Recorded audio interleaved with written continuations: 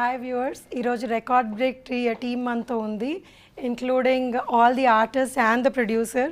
So ఈ cinema producer Chadalavada Srinivasarao garu. So మనం will have a small chit chat with all the artist and the producer today. And let me start with Srinivasarao garu. Sir, మీకు ఈ cinema చేయాలని ఎందుకు అనిపించింది? Record break అన్న cinema చేయాలి అన్న మోటివేషన్ ఎక్కడి నుంచి వచ్చింది? యాక్చువల్గా నేను ఈ సినిమా చేయడానికి చాలా కాలం నుంచి first head constable Venkataramayya cinema చేశాను.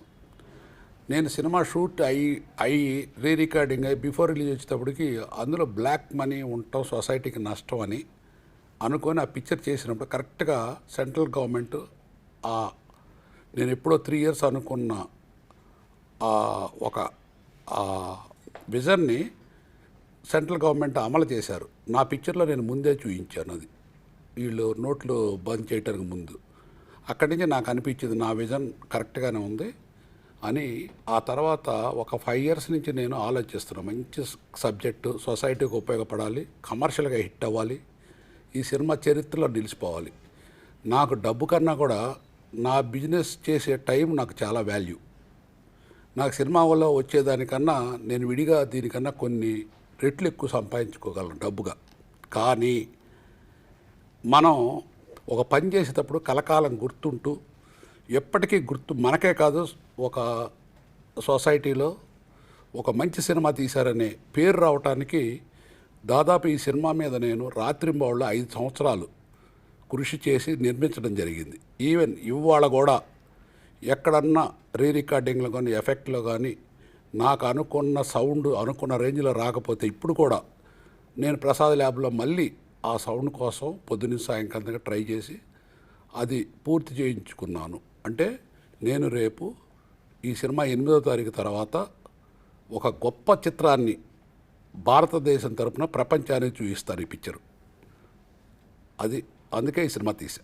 మీ ఇంతకుముందు సినిమాలు అన్నీ లవ్ స్టోరీస్ అలాంటివి చాలా ఎక్కువ ఉన్నాయి. సో ఈ సినిమాలో అసలు ఆ లవ్ ట్రాకే లేదు. సో మీరు ఏమనుకుంటున్నారంటే ఎలా సినిమా నడిపిద్దామని అనుకుంటున్నారు? యాక్చువల్గా నేను చూసిన సినిమాలు మా ఊర్లో ఎవరు చూడలేదు. చిన్నప్పటి నుంచి నాకు సినిమా అంటే ప్రాణం. సినిమా చూడంగా ఆల్మోస్ట్ నిద్రపోయే రోజు అంటూ ఉండేది కాదు. సినిమా ఆడియన్స్ ఎక్కడ చప్పట్లు కొడతారు, ఎక్కడ రిసీవ్ చేసుకుంటారు, ఏ పాయింట్ని ఎక్కువ కాన్సన్ట్రేషన్ చేస్తారు, వాళ్ళకి ఏం కావాలి అనేది నాకు ఒక అవగాహన ఉంది. ఉదాహరణకి ఎన్టీ రామారావు గారి కథానాయకుడి సినిమా చూస్తే ఆ సినిమాలో ప్రతి సీన్కి క్లాప్స్ పడతాయి, ఒక్కో చోట కొట్టు అని కూడా అరుస్తారు. అందులో ఒక సీన్ ఉంది, రామారావు అన్నయ్య విలన్ దగ్గర ఉద్యోగం, గుమస్తా ఉద్యోగం. ఆయన పేరు శ్రీనివాసరావు, రామారావు అన్నయ్య. రామారావు పేరు సారథి. ఆ సినిమాలో ఆ విలన్ వాళ్ళ అన్నయ్యకి ఆయన ఏం చెప్పినా చాలా బాగుంటుంది. కానీ రామారావు సారథి అనే క్యారెక్టర్ రామారావు గారికి అది నచ్చదు. ఆ అన్నయ్య నువ్వు తప్పు మార్గంలో వెళ్తున్నావు, అతన్ని నీ చేత చేయకూడని పనులు చేయించుకుంటాడని. తమ్ముడు మాటని అన్నయ్య విలన్కి ఎదురు తిరిగితే ఆ విలన్ ఇల్లు ఖాళీ చేయించడానికి రౌడీలు పంపించి ఆ ఇల్లు ఖాళీ చేయిస్తారు. అప్పుడు ఆ కుర్చీలని బయట పారేస్తుంటే రామారావు గారు అన్నయ్య గారి కూతురు బాబాయ్ బాబాయ్ ఆ రౌడీని కొట్టు బాబాయ్ అంటది. అనగానే హాలంతా షౌట్స్. అంటే ఒక సీను ఎంత మనకే అనిపిస్తుంది కొట్టు కొట్టు రౌడీలని. అట్లా కథానాయకుడు సినిమా చూసిన తర్వాత మామూలుగా మన సైకిల్ నార్మల్గా తొక్కుతుంటే సినిమా అయిపోయిన తర్వాత భలే స్పీడ్కి వెళ్తాం. ఎందుకంటే ఆ రామారావు క్యారెక్టర్ మనమే రామారావు క్యారెక్టర్ అయితే బాగుంటుందని ఆడియన్స్కే కాదు ప్రతి ఒక్కళ్ళకి కూడా అనిపించింది. ఇవన్నీ దృష్టిలో పెట్టుకొని నేను ఈ సినిమాని ఆ పునాదితో దీన్ని మొలకెత్తిచ్చాను, ఈ రికార్డ్ బ్రేక్ అనే సినిమాని.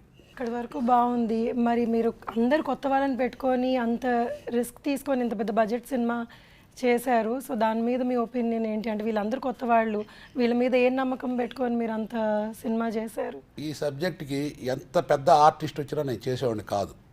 ఎందుకంటే ఈచ్ సీను డైలాగు నేను చెప్పినట్టే వాళ్ళు చెయ్యాలి. ఎవరు సలహా ఇచ్చినా ఈ సినిమాకి నేను తీసుకునేవాడిని కాదు. కానీ రేపు ఈ చిన్న ఆర్టిస్టులు, ఈ కొత్త ఆర్టిస్టులు ఈ సినిమాకి పెద్ద పిల్లర్స్ కాబోతున్నారు. నేను 100% నేను తీసినందుకు నేను ఎంచుకున్న మార్గం. ఈవెన్ రైటర్ శ్రీనివాస్ కూడా కొత్త అబ్బాయి. అయినా సినిమా చూసిన తర్వాత నాకు అనిపించింది నేను తీసుకున్న నిర్ణయం 100% కరెక్టు. రేపు ప్రజలు గ్యారంటీగా ఈ సినిమాని ఆదరిస్తారని నమ్మకం నాకుంది. ప్రసన్న గారు చేంబర్లో అందరికీ సలహాలు ఇస్తూ ఉంటారు. మీరు ఆయనతో ఎలా చేయించుకున్నారు? అసలు ఆయన మీకు సలహా ఇవ్వకుండా మిమ్మల్ని ఏ ఇబ్బంది పెట్టకుండా చేశారు ఆ క్యారెక్టర్? యాక్చువల్గా 1984లో నేను హైదరాబాద్ వచ్చినప్పుడు ఈ ఊర్లో ఒక పెద్ద బిల్డర్ ఉండేవారు. ఆయన పేరు నేను చెప్పను. ఆయన ఎంత ఇల్లీగల్ కన్స్ట్రక్షను, ఎంత రౌడీజం చేసి ఇన్ఫ్లుయెన్స్ చేసేవాడో నాకు తెలుసు, నేను చూశాను ఆ రోజుల్లో. ఆ క్యారెక్టర్ని ఎంచుకొని అదే రకం మనిషిని చాలామందిని చూశాను, నాకు ఎవరు సెలెక్ట్ కాల. కరెక్ట్గా ప్రసన్న కుమార్ గారు ఆ క్యారెక్టర్కి బయటికేవో చాలా అందంగా చక్కగా ఉంటాడు, లోపల మైండ్ తేనె పూసిన కత్తి. అటువంటి క్యారెక్టర్ ప్రసన్న చేయగలడని నేను తీసుకున్నాను. ఆయన బాగా చేశారు, ఆ క్యారెక్టర్ ఇమిడిపోయాడు. నేను అప్పుడు 84లో చూసిన మనిషి ఇప్పుడు రికార్డ్ బ్రేక్లో చేయబోయే విలను. ఆ బిల్డరు ఈ బిల్డరు ఇద్దరు ఒకటిగానే ఉంటారు. ప్రసన్న గారు మీ దగ్గరకు వస్తాను ఒక నిమిషం. మీకు ఎప్పుడన్నా అనిపించిందా ఏంటి నా చేత ఇలాంటి క్యారెక్టర్ చేయిస్తున్నారు, అసలు ఇప్పుడు తేనె పూసిన కత్తి అని కూడా అన్నారు. సో మీరు అది చేయగలిగారా? అందులోకి మోల్డ్ అవ్వగలిగాను, నాకు ఏ ఇబ్బంది లేకుండా అని ఈజీగా చేయగలిగారా? లేకపోతే ఆయన లేదు ప్రతి షాట్కి మీకు లేదు నాకు ఇలా కావాలి అని ఏమైనా ఇబ్బంది పెట్టిన ఇన్సిడెంట్స్ ఉన్నాయా? అంటే అసలు first of all Chadalavada Srinivasarao ఆ క్యారెక్టర్ ఇవ్వటమే నన్ను చాలా ఇబ్బంది పెట్టిన విషయం. సో నా ఒరిజినల్ క్యారెక్టర్కి సినిమాలో క్యారెక్టర్కి టోటల్ నాన్ సింక్. కాకపోతే చదలవాడ శ్రీనివాసరావు ఏం చెప్తే అది చేశా. దానిలో నేను చేసింది బాగా చేశాను అని అంటే the credit entire goes to Chadalavada Srinivasarao. So మనం ఇక్కడ జనరల్గా ఏంటంటే ఛాంబర్లో కౌన్సిల్ ఇక్కడ ఉంటే మనం ఒకరికి హెల్ప్ చేసే నేచరే ఉంటుంది కానీ ఒకరిని ఇబ్బంది పెట్టే నేచర్ ఉండదు. కానీ ఇక్కడ క్యారెక్టర్లో ఒక విలన్ క్యారెక్టర్, ఒక నెగిటివ్ యాంగిల్లో క్యారెక్టర్, దాంతోపాటు ఒక మున్సిపల్ కమిషనర్ యాంగిల్లో మీరు తిట్టే తిట్లు కూడా నేను భరిస్తూ, ఒక విలన్ని భరిస్తూ ఆ భరించేటప్పుడు కూడా లోపల మానసిక సంఘర్షణ అంటాం చూసారా, మనకి ఇంత కర్మ అవసరమా అని చెప్పి అన్నంత రేంజ్లో ఉంది. కానీ ఆ క్యారెక్టర్ డిమాండ్ మేరకు చదలవాడ శ్రీనివాసరావు ఏం చెప్తే అది, ప్లస్ చదలవాడ శ్రీనివాసరావు ప్రతి పిన్ పాయింట్ కూడా ప్రతిదీ పర్ఫెక్ట్గా అబ్జర్వ్ చేసి దాని ప్రకారం ఆయనకి ఏం కావాలన్న దగ్గర కాంప్రమైజ్ అవ్వకుండా కంపల్సరీ ఇచ్చేస్తారు. సో ఆయన ఇక్కడ ఏంటంటే కథాకథనం అనేది మెయిన్ పెట్టుకుని, సో ఇంతమందిని అంటే ఆయన ఎందుకు స్టార్స్ని పెట్టుకోలేదు అని అంటే అక్కడ ఆ పాత్ర కనపడాలి. అక్కడ ఒక హీరోనో లేకపోతే ఒక నోటెడ్ టాప్ విలనో ఉంటే పలానా విలన్ చేశాడో లేకపోతే పలానా టాప్ హీరో చేశాడో ఈ టైప్లో ఉంటుంది. ఇప్పుడు నిహార్ కపూర్ ఆయన పెట్టుకున్న, ఈవెన్ నాగార్జున గారిని పెట్టుకున్న, అక్కడ వాళ్ళ పాత్రలు కనిపించేటట్టుగా ఆయన ప్లాన్ చేసుకుని అన్ని పాత్రల యాంగిల్లోనే చేసుకుంటూ ప్రతి దాంట్లోనూ ఈవెన్ రికార్డింగ్ మిక్సింగ్ చేసేటప్పుడు కూడా పలానా ఏఆర్ రెహమాన్ గారి థియేటర్లో పలానా సౌండ్ ఇంజనీర్ కావాలంట, ఆ సౌండ్ ఇంజనీర్ అని అనుకుంటే దాని తర్వాత మళ్ళీ ఆ సౌండ్ ఇంజనీర్ క్వాలిటీకి ఏమీ తగ్గకుండా ఆల్రెడీ రాధాకృష్ణ గారు ఎన్నో అవార్డ్స్ వచ్చినాయి, అద్భుతమైన ఇంజనీరు. సో ఆయన మిక్సింగ్ పర్ఫెక్ట్గా చేస్తాడని దగ్గరుండి ప్రతిదీ పిన్ టు పిన్ చెక్ చేసుకుని ఇది ఒక ఆయన బ్రెయిన్ చైల్డ్. సార్ ఇప్పుడు ప్రసన్న గారు అన్నారు, ఇది నేను చాలా సెట్లు చాలామంది అనడం కూడా విన్నాను, ఆయన చెప్పినట్టే చెయ్యాలి, ఆయన ఏది చెప్తే మేము అదే చేసాము, మాకు వీ కెనాట్ డూ, మన ఓన్గా ఏమి చేయలేము. సో ఇదేమన్నా మీరు ఎవరి సలహా నేను తీసుకోను ఎందుకంటే దీన్ని రెస్పాన్సిబిలిటీ నేనే తీసుకోవాలి అనా, లేకపోతే మీ మీద మీకు అంత నమ్మకం ఏమైనా ఉందా? ఎందుకంటే మీ టీంలో అజయ్ కుమార్ గారు, ఆయన మాతృదేవోభవ సినిమా చేశారంటే is a big director and well known director. So ఆయన సలహా కూడా మీరు తీసుకున్నట్టు లేరు. సో మీరు ఎందుకు అంత పర్టికులర్గా నేనే మొత్తం చెయ్యాలి A to Z, ప్రతి ఒక్క చిన్న విషయం, ఈవెన్ ఇప్పుడు మన ఎఫెక్ట్స్లో కూడా ఒక చిన్న క్లాప్ సౌండ్ కూడా మీకు నచ్చినట్టు మీరు చేయించుకున్నారు. సో ఏదన్నా రీజన్ ఉందా మీరు ఎవ్వరి మాట నేను వినను, నేను ఇలాగే చేస్తాను అనడానికి? యాక్చువల్గా ఇప్పుడు గవర్నమెంట్ ఉంటుంది, ఒక యుద్ధం వస్తుంది, ఒకసారి వాళ్ళు హ్యాండ్ ఓవర్ చేస్తారు ఆ క్యాప్టెన్కో లేకపోతే ఆ జనరల్కో యుద్ధం చేసి చూయించండి అని. ఆ తర్వాత గవర్నమెంట్ మాట వాళ్ళు వినరు, కింద సిపాయిలు చెప్పింది వినరు, క్యాప్టెన్ చెప్పినట్టు వినాల్సింది అది. అట్లానే సినిమా ఇండస్ట్రీలో డైరెక్టర్, ప్రొడ్యూసర్ అనే అతను డబ్బులు పెడతారు, బట్ డైరెక్టర్ అనే అతను ఆ కమాండింగ్ ఉంటేనే అది సక్సెస్ అవ్వటానికి ఎక్కువ అవకాశం ఉంటుంది. డైరెక్టర్ ఇంకొకళ్ళ మాటిని, హీరో మాట లేకపోతే ఇంకోళ్ళ మాట వింటే అది so many cook spoil the food లాగా ఉంటుంది. అందుకని ఎట్టి పరిస్థితిలో ఈ సినిమాలో ఎవరి మాట వినలేదు. కాకపోతే నాకు డైరెక్షన్ నేను అంత ఎక్స్పర్ట్ని కాదు. నాలో ఒక భాగమైన మా అజయ్ కుమార్ గారు నేను చేసే వాటిలో ఎక్కడన్నా టెక్నికల్గా మిస్టేక్ ఉంటే ఆయన ఒప్పుకునేవాడు కాదు. నాకు ఆయన సపోర్టు 99% ఈ పిక్చర్ బాగా రావడానికి ఉపయోగపడింది. That's nice. సో మీరు మీ కన్విక్షన్తో ఈ సినిమా తీశారు బేసికలీ. సో ఈ సినిమా ఎలా ఉన్నా అంతా రెస్పాన్సిబిలిటీ మీది, క్రెడిట్ ఆఫ్ కోర్స్ చేసిన వాళ్ళకి కూడా ఉంటుంది కొంచెం. But it's very nice sir. అంటే అంత స్ట్రాంగ్గా అందరి చేత చేయించుకోగలగడం అన్నది చాలా కష్టమైన పని. ఎందుకంటే చాలామంది, కొన్నిసార్లు నేను ఇబ్బంది పెట్టిన విషయాలు ఉన్నాయి, కానీ చాలామంది ఇది బాగుండదేమో అని అంటే ఆ చనువుతోనో కానివ్వండి, లేకపోతే వాళ్ళకున్న ఎక్స్పీరియన్స్ కానీ మీకు ఏదైనా వచ్చి చెప్పడం జరిగేది. కానీ బట్ ఇట్స్ నైస్, సినిమా మొత్తం చూశాక ఎవరికన్నా అర్థమవుతుంది ఎందుకు ఆయన మాట వినలేదు, లేకపోతే ఆయన ఎందుకు ఇలాగ. బికాజ్ ఎందుకంటే మీ విజన్ కాబట్టి ఈ సినిమా అంతా మీ విజన్లో, డైరెక్టర్స్ విజన్లో చూడాలి అన్నందుకు మీరు ఇలా చేశారు అన్నది నాకు అర్థమవుతుంది. Very nice. Okay, let me come to the artist Nihar. So is there any incident that you can never forget in the movie and మీరు చేసింది మీకు అబ్బో నేను ఇది మర్చిపోలేను, నేను నా కెరియర్లో నేను ఇలాంటిది చేయలేదు, లేకపోతే ఇది నాకు గుర్తుండిపోతుంది అన్నది? యాక్చువల్గా క్యారెక్టరైజేషనే టోటల్గా అలా ఉండింది. అంటే మామూలుగా నాకు ఫిజికల్ పర్సనాలిటీ చూస్తే మరి విలన్ క్యారెక్టర్స్ ఇలాంటివి వస్తూ ఉంటాయి. బట్ ఇలాంటి యూనిక్ క్యారెక్టరైజేషన్ ప్లస్ ఈ సినిమాలో చాలా నేర్చుకున్నాను నేను. నాకు అది ఒక stepping stone of my not only career but also in life. So అందువల్ల I have to give credit to sir for all that. మీ ఇంతకుముందు అడిగినట్టు he was so perfectionist and disciplinarian. అన్నీ పక్కాగా ఉండాలి, కరెక్ట్గా ఉండాలని. So that I have learned and for me that is actually what I take away from it. Disciplinarian అన్న వర్డ్కి నేను ప్రసన్న గారిని అడుగుతాను. Sir, what does he mean by disciplinarian? అంటే ఆయన అనుకుంటే అనుకున్నట్టు. ఇప్పుడు ఆయన ఒక రోజున ఇప్పుడు ఒక షూటింగ్ చేస్తా అంటే జిమ్మి ఆ రోజు అవసరం లేదని అనిపించింది ఒకటి.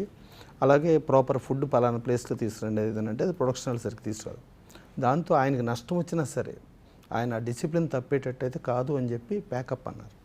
ఆ ప్యాకప్ అని అంటే ఏమంటే నేను జిమ్మి వాళ్ళ దగ్గరికి వెళ్తే సరే ఇంతకాలం మాకు ఆయన అవకాశం ఇచ్చారు, సో ఇవాళ ఒక రోజుకి ప్రాబ్లం ఉంది, అవసరమైతే మేము ప్యాకప్ చెప్పుకొని మేము పైసా తీసుకోకుండా వెళ్ళిపోతామని అనగానే ఆ విషయం ఆయనకి తెలిసి వాళ్ళ తప్పు లేకుండా వాళ్ళు ప్యాకప్ చెప్పుకొని వెళ్ళిపోవటం ఏంటి, నో నేను చేస్తానని చెప్పి, అంటే వాళ్ళు బేటాలకి రాకపోతే అది తప్పు అని చెప్పి ఆయన ఒక పాయింట్ ఆఫ్ వ్యూలో ప్రొడక్షనల్ సరిగ్గా చేయలేదని పాయింట్ ఉండి మళ్ళీ ఇటు కార్మికులు ఇబ్బంది పడుతున్నారనే ఇదిలో మళ్ళీ ఆయన ఆ కార్మికుల కోసం ఆ డిసిప్లిన్ తప్పి ఇమ్మీడియట్ ఆయన షూటింగ్ చేశారు.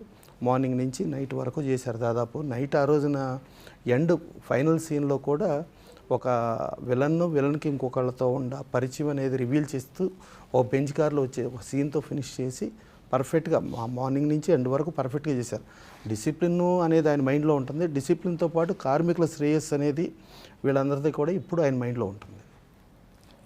బిజినెస్ కూడా ఉంటుంది అయితే, అంటే ఎందుకంటే అన్ని కరెక్ట్గా యూజ్ చేసుకుంటే కాక బేసికల్లీ ఏంటంటే ఆయన అంటే సినిమాల్లో ఎంత సంపాదించారు ఏంటి అనేది పక్కన పెడితే ఆయన వుడ్ కట్టింగ్లో ఆ వుడ్ చిత్రి అనేది ఆయన మీద పడతా ఉంటే అదేదో మల్లెలు ఏదో వర్షం కురిస్తే ఎంత ఆహ్లాదంగా పొందుతామో ఆయన ఆ చిత్రి మీద పడుతున్నప్పుడు ఆయనలో ఒక కార్మికుడు నిద్రలేగిస్తాడు. ఒక కార్మికుడుగానే ఫీల్ అవుతాడు కానీ ఒక యజమాని లాగా ఫీల్ అవ్వడు. సో అట్టా కష్టపడి పైకొచ్చి ఆ పైకి వచ్చిన దాంతో ఇవాళ ఈ సినిమా ఫీల్డ్లో ఇంతమందికి ఉపాధి కల్పించడం, ఇంతమందికి నేను ఇది చేయటం, ప్లస్ దాంట్లో ఓ social awareness, social message oriented ఇవన్నీ చేయాలన్న ఆయన మోటివ్ అనేది గొప్పది. వుడ్ అన్నారు, ఆ వుడ్లో సహాయపడేది మన నాగార్జున గారు. సో ఈయనని హీరో చేద్దామని ఎలా అనుకున్నారు? అండ్ ఇట్స్ లైక్ మీతో పాటు అంటే మీ బిజినెస్లో ఆయన మీకు సహాయపడుతున్నారు కదా, సో ఆయన ఏమన్నా చూసి మీరు మోటివేట్ అయ్యారా? సో ఎలాగ ఆయనని హీరో చేద్దామని అనుకున్నారు మీరు? యాక్చువల్గా నేను నా ఫ్రెండ్ అజయ్ వాళ్ళ ఇంట్లో కూడా మీ ఇద్దరికి కలిసినన్నిసార్లు వాళ్ళ ఇంట్లో అన్నం తిని ఉండరు. నేను మా ఇంట్లో కూడా అజయ్ నేను కలిసినన్నిసార్లు మా ఫ్యామిలీతో తినలేదు. అజయ్ నా అమ్మట లేకపోతే నాకు ఒక లోటుగా ఉంటుంది. మీ ఇద్దరు చెట్టు కింద కూర్చొని ఏదో మాట్లాడుకుంటుంటే ఇతను మన నాగార్జున వాళ్ళ బ్రదర్ ఇద్దరు నడుచుకుంటూ వెళ్తుంటే ఇద్దరు ఒకే టైప్లో ఉన్నారు. నాకు అప్పుడు ఆలోచన వచ్చింది, ఓ వీళ్ళు ఇట్లా ఉన్నారు, వీళ్ళనే బ్యాక్గ్రౌండ్ సబ్జెక్ట్ ఎందుకు తయారు చేయకూడదని అజయ్ నేను అనుకొని ఒక దానికి తగ్గట్టు వాళ్ళు ఇంత పర్సనాలిటీ బాగున్నారు, ఇంత పర్సనాలిటీ మనుషులు దేనికి ఉపయోగపడతారు వీళ్ళు అని దృష్టిలో పెట్టుకొని మేము కథ తయారు చేసుకున్నాం. కథ తయారు చేసుకున్న తర్వాత మా బాబు సినిమా గ్యాంగ్స్టర్ గంగరాజులో నిహార్ని చూశాను. నిహార్ అంటే జయసుధ గారు అంటే ఆవిడ మా ఇంట్లో మా కుటుంబంలో ఒక సభ్యురాలు ఆవిడ, ఇప్పుడు ఎప్పటికి కూడా. వాళ్ళ అబ్బాయి ఇంకా నా చేతిలో పని ఇది. అందుకని నేహార్ని వాళ్ళు అడిగే పని లేదు.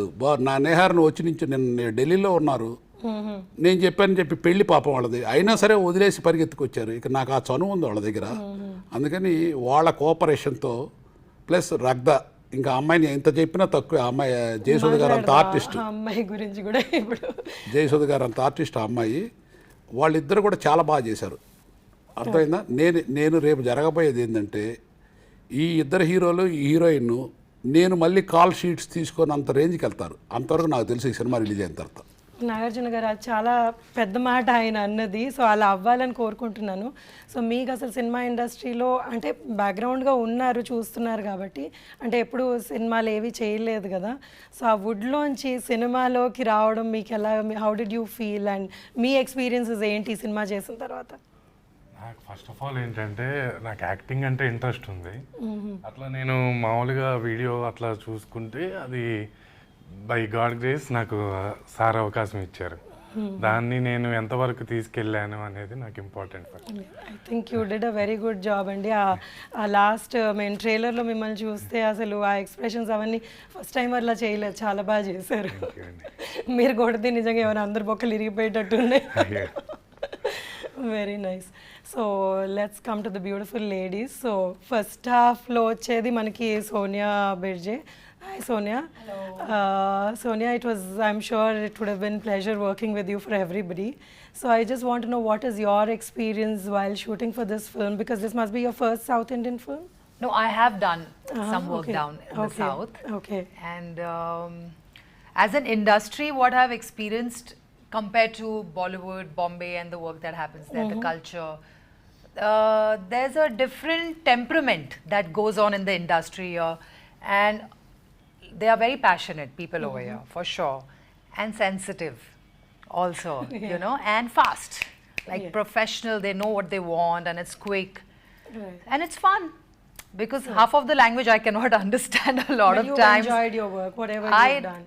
Yes, for sure. And talking about this movie, the character, I mean, you know, I never saw it coming my way. It just came. This is something like that you do as an art, like, you know, those artistic movies and everything. So for me, it was amazing when I got to understand what my character is. I was very kicked and very happy to do It's it. actually not very easy for anybody to do that character with such an ease. Actually, when I saw your scene, Yeah. I was like really impressed. I mean, Thank you. this girl just carried it off so well. Yeah, So it was very nice, very Thank you nice, so and much. you know, you did really well, I guess. Thank you.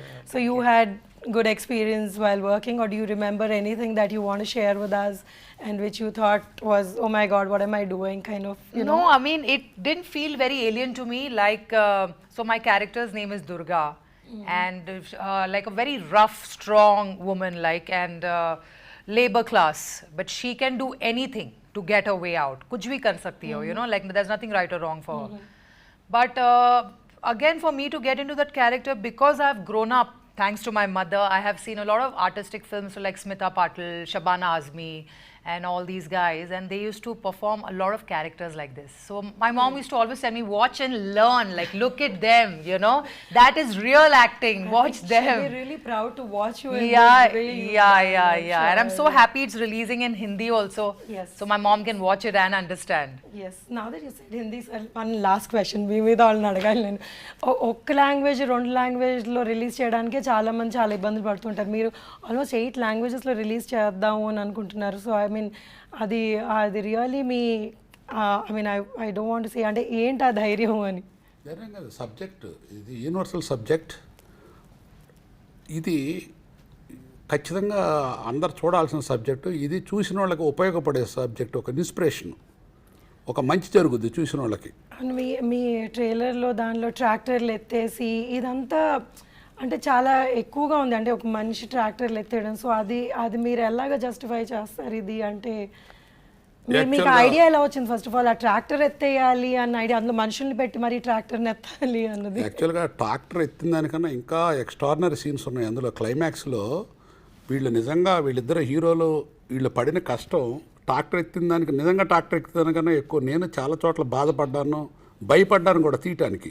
అవును, చాలా risky shots చేశారు. చాలా నాకు ఒకటి గుర్తుంది, వీళ్ళు నిజమైన మొద్దుల్ని actually నెట్టారు. వీళ్ళు ఏంటా అనుకున్నాను నేను అప్పుడు. ట్రాక్టర్ చూస్తున్నారు వీళ్ళు ట్రాక్టరే కాదు, వాళ్ళ ఫైనల్లో వాళ్ళ మోటివ్ వీళ్ళిద్దరు ఫైనల్కి వచ్చి ఒక చైనాని ఒక పాకిస్తాన్ని, మీరు అర్థం చేసుకోండి, అన్ని దేశాలు వచ్చి చైనాలో డబ్ల్యూడబ్ల్యూ ఫైట్ చేస్తారు. ఫైనల్కి వచ్చేటప్పటికి ఇండియా తరపున వాళ్ళ తరపున 4 సెలెక్ట్ అవుతారు. అందులో ఇండియా వాళ్ళిద్దరు చంటి బంటి, చైనా తరపున పాకిస్తాన్ తరపున. ఫైనల్గా ఒక కంట్రీకి రావాలి. ఆ ఫైట్ అనేది ఈ ట్రాక్టర్ ఎక్కింది 1%. ఆ ఫైట్ చూడండి మీకు క్లైమాక్స్లో అర్థం అవుద్ది. అది కూడా కాకుండా క్లైమాక్స్లో ఒక వండర్ చూస్తారు మీరు. ఒక పెద్ద మనిషి వచ్చి మాట్లాడతారు ఆ ఫోన్లో, అది నేను ఇప్పుడు చెప్పను, సినిమా రిలీజ్ అయిన దాకా. అది రియల్లీ ప్రతి వాళ్ళు చప్పట్లు కొట్టాల్సింది ఆ సీన్కి. జరగబోయేది అది. Waiting for that day sir, అది మేము చూడాలి అన్నది. Okay, let me come to me experience ఏంటి సినిమాలో? How did you feel working in this film? చాలా రోజులు మీరు వర్క్ చేశారు అంటే వీళ్ళతో పాటు ఈక్వల్ లెంత్ మీది కూడా ఉంది కదండి. So how did you feel about the whole thing? ఈ ఫిలిం వర్క్ చేయడం చాలా ఫెంటాస్టిక్ ఫీలింగ్ అండి. ఎందుకంటే ఇట్స్ ఈ scale of the film is also very big అండి వెన్ కంపేర్ టు. సో మీ క్యారెక్టర్ గురించి చెప్పండి. యా, నా క్యారెక్టర్ గురించి ఏంటంటే అండి, to find out the person's capacity, వాళ్ళ ఎబిలిటీ, ఓకే ఈ లెవెల్లో వాళ్ళు వెళ్ళే స్థాయిలో ఉన్న పొటెన్షియల్ ఉంది అని చెప్పేసి అది కనుక్కునే క్యారెక్టర్ అండి అది. ఎట్లాంటిదంటే ఐఎమ్ లైక్ ఏ శిష్యుడు ఆఫ్ మన చలపతిరావు గారి దగ్గర శిష్యుడు లాగా.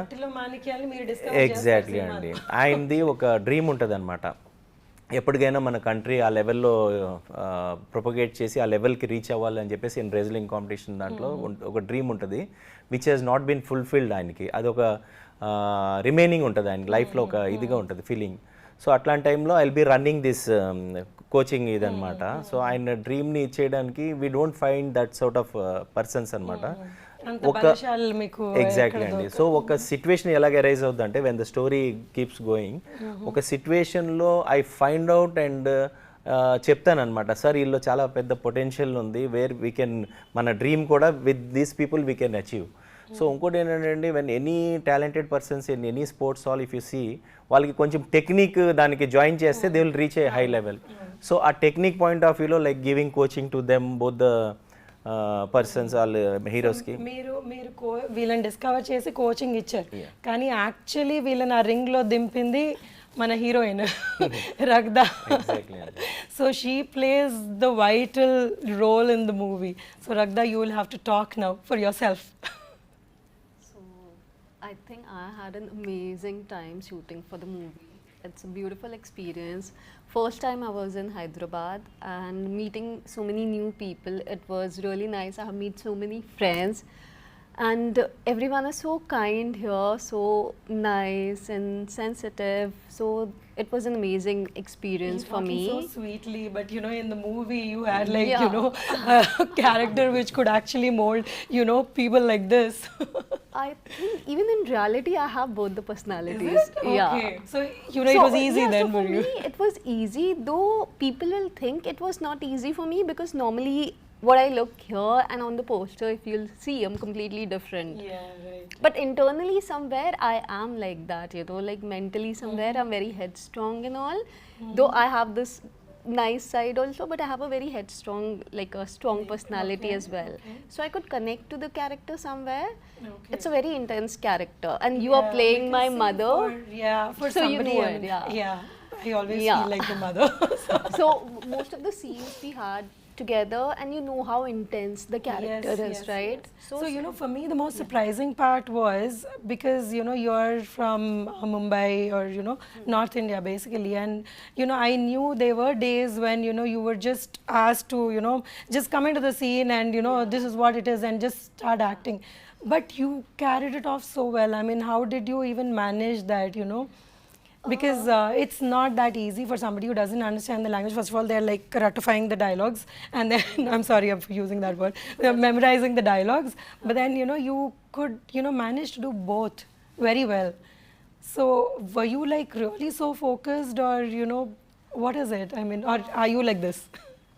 I think it's all the years of your the journey of as an actor, So basically, I have been into modeling and I have been acting, I have been giving auditions. It's all a journey where you learn a lot of things.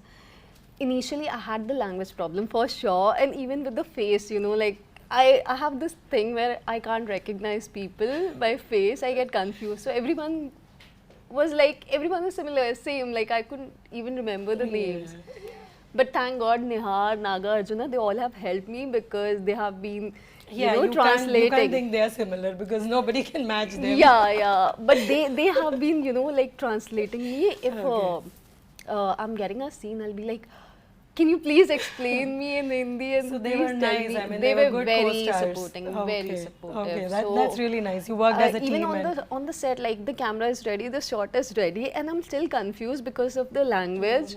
But they used to help me. I'm like, please just explain me, like what exactly the scene You did is. so well. You never look confused in any of Yeah, the because scenes. once I get to know the scene and the gist of it, because normally when I have taken the acting workshops and I've given so many auditions and all, most of the time when you go, and even for the ad industry and all, when you give auditions and all, it's very random. Like they give you the script, you just perform. So I have been so trained with that technique that it was, I think now when I connected, I was used to of that thing maybe.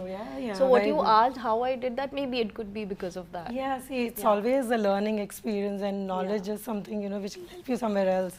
So that's nice. So Ragda, how did you land this role? So as I told you, like I've been into modeling.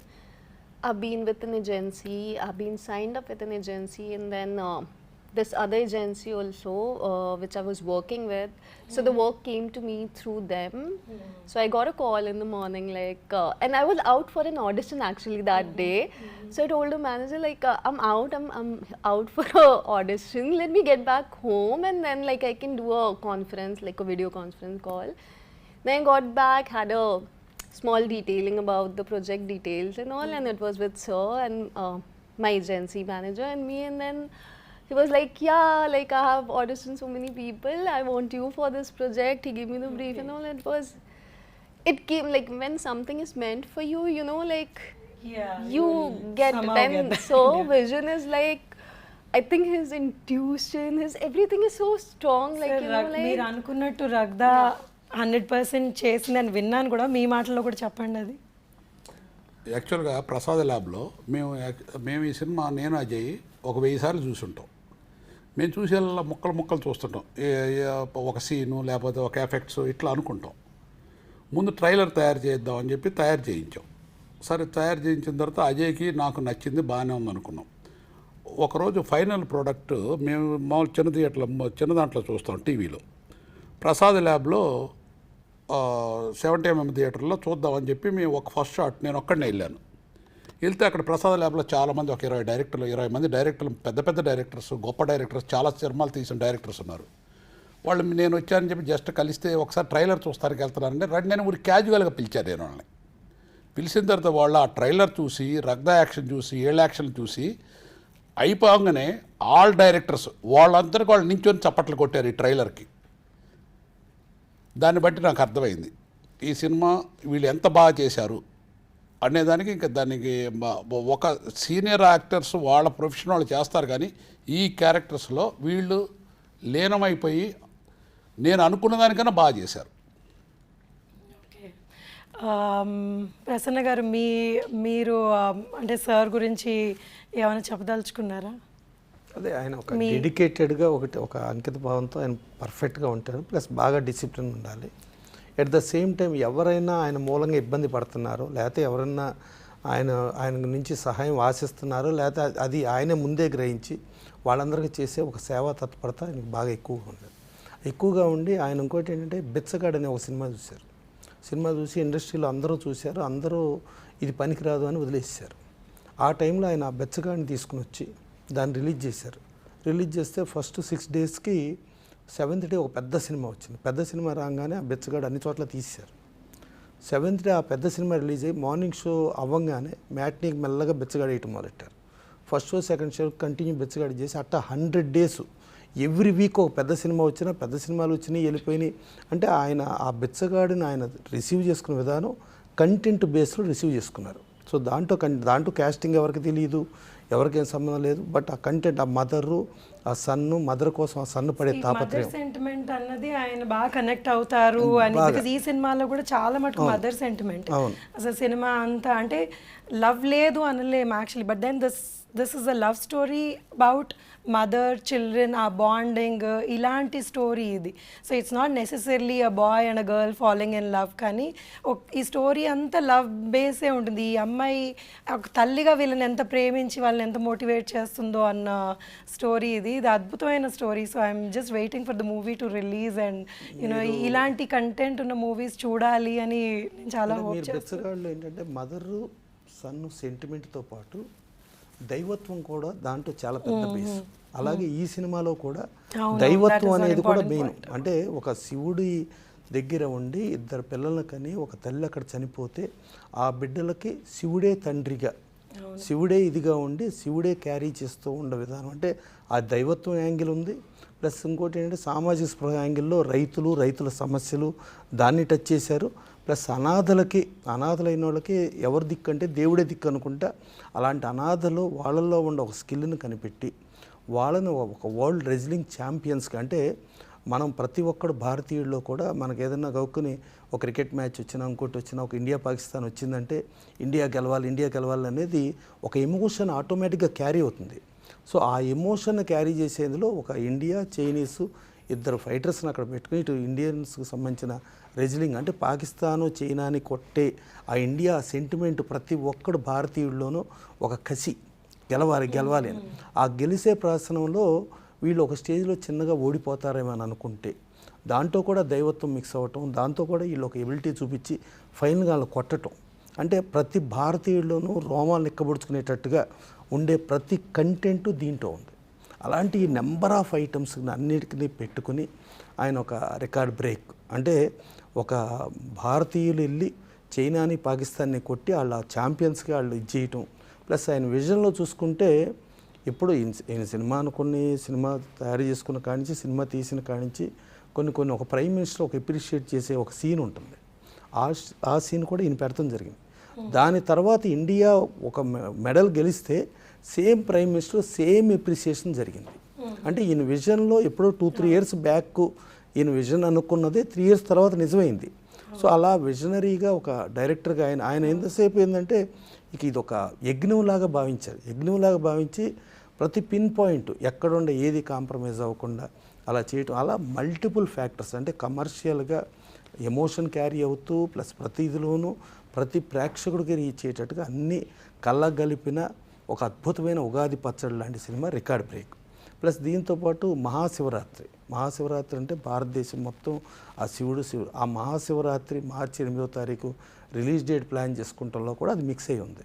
ఇవాళ దేశమంతా ఇవాళ జై శ్రీరామ్ అని, హనుమాన్ అని ఈ టైంలో వెళ్తూ ఉంటే ఈవెన్ సినిమాలో డైలాగులో కూడా ఆ హనుమంతుడు ఉంటాడని చెప్పే డైలాగులుగా కానీ అంతా చూసుకుంటే ఇవాళ భారతీయులందరికీ కావాల్సిన ఆల్ ఎమోషన్స్ని క్యారీ చేస్తూ చదలవాడ శ్రీనివాసరావు ఇక ప్రతి సెకండ్ దీని మీదే ఆలోచిస్తూ ఈ పిక్చర్ని తయారు చేయడం జరిగింది.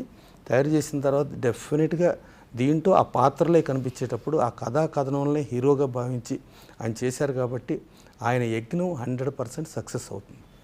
సార్ ప్రసన్న గారు అన్నట్టు ట్రైలర్ చాలా సక్సెస్ఫుల్గా లాంచ్ చేశారు. లాంచ్ చేసే టైంలో మీరు ఇంకో 5 సంవత్సరాలు నేను చేస్తానేమో అన్నట్టు ఒకలాంటి మాట్లాడారు. సో మీరు ఒకవేళ ఈ 5 సంవత్సరాలు సినిమాలు చేశారనుకుంటే ఎలాంటి సినిమాలు చేయాలని అనుకుంటున్నారు? దానికి ఏమైనా మీకు విజన్ ఉందా ఆల్రెడీ? యాక్చువల్గా నా ఫస్ట్ నుంచి కూడా ఒక సంపూర్ణ మానవుడిగా పుట్టినప్పుడు ఏదో ఒక గొప్ప పని చేయాలనేది నా కోరిక. దానికి ఇన్స్పిరేషన్ రామోజీరావు. పుడతాం, పెద్ద అవుతాం, చనిపోయిన తర్వాత గుర్తుండాలనేది నా కోరిక. నేను టింబర్లో చాలా కింద స్టేజ్ నుంచి ఇక ఈ హీరోలు మీరు చూస్తే అర్థమవుద్ది. ఈ హీరోలు ఎంత స్ట్రగుల్ పడ్డారో ఈ సినిమాలో. నేను చిన్నప్పటి నుంచి ఆ రేంజ్ నుంచి ఇవాళ రావడానికి కారణం నా కష్టం. నేను కష్టపడ్డాను కాదు, భగవంతుడు నా చేత నాకు ఈ క్యారెక్టర్ ఇచ్చారు. ఇంకా చెప్పాలంటే మనం పుట్టక ముందు ఎవరికి పుడతామో తెలియదు, ఎప్పుడు పుడతామో తెలియదు, ఏ కులంలో పడతామో తెలియదు, ఏ మతంలో పుడతామో కూడా మనకు తెలియదు.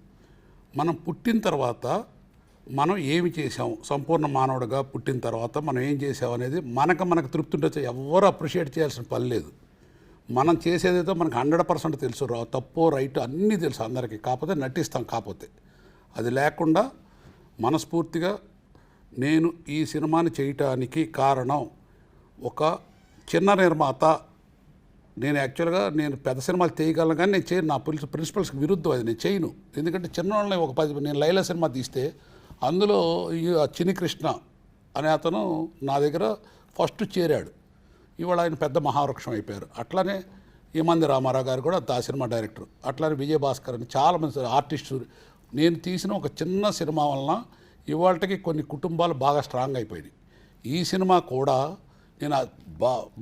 నేను పెరిగినా సరే నా భావాలు మార్చుకోదలుచుకోలేదు. ఏదన్నా ఒకళ్ళకి మనం చెట్టు విత్తనం పెట్టి నీళ్లు పోస్తే అది మహావృక్షం అయితే చూసి సంతోషిస్తూ నాకు ఇష్టం. అంచేత అదే దృక్పథం తీశాను ఈ సినిమాని. బట్ ఈ సినిమా 100% ఏ సినిమా వచ్చినా సరే ఈ సినిమా నెంబర్ 1 అవుద్ది అనేది నమ్మకం నాకు ఉంది. ఈ భారతదేశంలో ఏ సినిమా వచ్చినా సరే ఈ రిలీజ్ మీద అంత గొప్ప నమ్మకంతో నేను తీసాను. ఎందుకంటే ఇవాళ వరకు యాక్చువల్గా నిన్నటి వరకు ఈ సినిమా ఉందని ఇండస్ట్రీలోనే ఎవరికి తెలియదు. కానీ ఇది బయటికి వెళ్ళిన తర్వాత రోజు రోజుకి ఇది పెరిగి ఆంజనేయ స్వామిలాగా పెరుగుద్ది తప్ప ఇది తగ్గదు. ఈ సినిమా రేపు రిలీజ్ అయిన తర్వాత కూడా అంతే అవుద్ది. నేను ఇదిగో ఒక ఇండస్ట్రీకి మంచి టెక్నీషియన్స్ ఈ సినిమాలో పనిచేసిన వాళ్ళందరూ ఒకళ్ళ మించి ఒకళ్ళు పనిచేశారు. ఆర్టిస్టులు ఒకళ్ళ మించి ఒకళ్ళు పనిచేశారు. హీరోలే కాదు, ఈవెన్ స్పోర్ట్స్ మాస్టర్ పనిచేసిన ఆయన నిజంగా స్పోర్ట్స్ మాస్టర్గా ఉంటారు ఈ సినిమాలో. తర్వాత సత్యకృష్ణ గారిని ఒక అమ్మాయి ఉంది. ఆ అమ్మాయి చాలా సినిమాల్లో చేస్తుంటుంది. బట్ ఆ అమ్మాయి బాడీ లాంగ్వేజ్కి తగ్గ క్యారెక్టర్ ఈ సినిమాలో ఉంది. ఆ సత్యకృష్ణ గారు కూడా ఈ సినిమా రిలీజ్ అయిన తర్వాత ఆవిడని ఒక ఊరసి శారదలాగా, ఒక పవర్ఫుల్, ఒక విజయశాంతిలాగా చూస్తారు తప్ప వేరే రకంగా చూడరు ఈ సినిమా రిలీజ్ అయిన తర్వాత. ఇప్పుడు ప్రసన్న గారు ఉన్నారు, ఆయన బాడీ లాంగ్వేజ్ తగ్గ సినిమాని చలపతిరావు మహానుభావుడు. ఆయన చూడండి, ఆయన చాలా సినిమాల్లో చేశారు. ఇందులో ఎంత మంచి క్యారెక్టర్ చూడండి మీరు. అంచేత ఇవన్నీ కూడా నాకున్న అనుభవంలో కలబోసి తయారు చేసుకున్న రేపు ఒక పెద్ద రికార్డు బ్రేక్ కాబోతున్న సినిమా ఇది. Really great sir. మీరు చాలా అంటే ట్రైలర్ చూస్తే సినిమా చాలా బాగుంది అని అనిపిస్తుంది. అండ్ మీవి చాలా గొప్ప ఆశయాలు. మీ గొప్ప ఆశయాల్లో ఒక చిన్న పార్ట్గా మేమందరం ఉన్నాము అన్నది మాకు చాలా సంతోషంగా ఉంది. So we all pray and we are waiting for March 8th and ఈ సినిమా సక్సెస్ కోసం మేమందరం మనస్ఫూర్తిగా కోరుకుంటాం. Thank you so much. Thank you everybody.